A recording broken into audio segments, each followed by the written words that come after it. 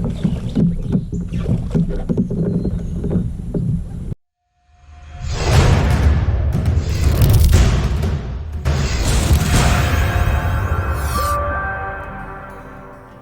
y'all, welcome back to the channel.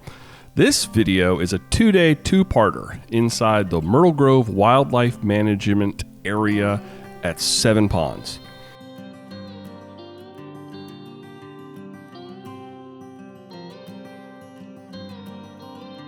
The wind lately has been non-stop, and when the wind blows, one of the best places to fish is inside cover, aka trees. Now I fished Seven Ponds on a Wednesday, and then we set back out on Thursday planning to fish Piscataway Creek, but the wind had other ideas, so we ended up returning back to Seven Ponds again.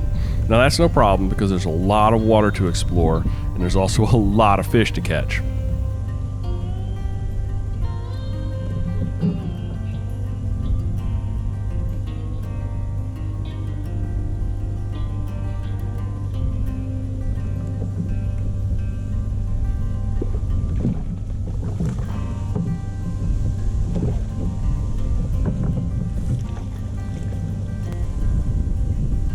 A couple of months ago, I joined the crew over at the Blackwater's Edge podcast, where they interviewed me on the launch of the Angler magazine in Maryland. If you haven't checked them out, you should. I'll drop some links in the show notes. They are crushing the content on snakehead fishing on the Eastern Shore. And one of the questions they asked me was what type of fishing I enjoyed.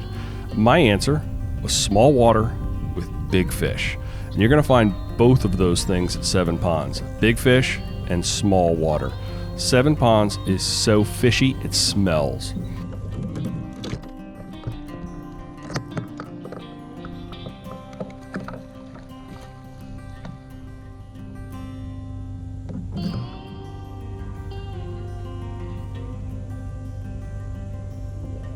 On day one, I fished the first pond on the right you come to as you head down the path. It's maybe 300 feet. There's easy kayak entry, and the ponds are also ringed by paths offering access to the water from time to time. I hooked up with a couple of decent largemouth. The first was about 13 inches and the second a little over 15. A couple of smaller fish in the maybe 10-inch range also joined the party. They were all caught on a green Senko wacky worm. Now that one bait has been a huge producer for me throughout May. Working it slow, near to cover has been the key for most of the fish. And a secondary method that has also produced has been to sort of drag that bait just subsurface, just below the surface over the top of weed beds.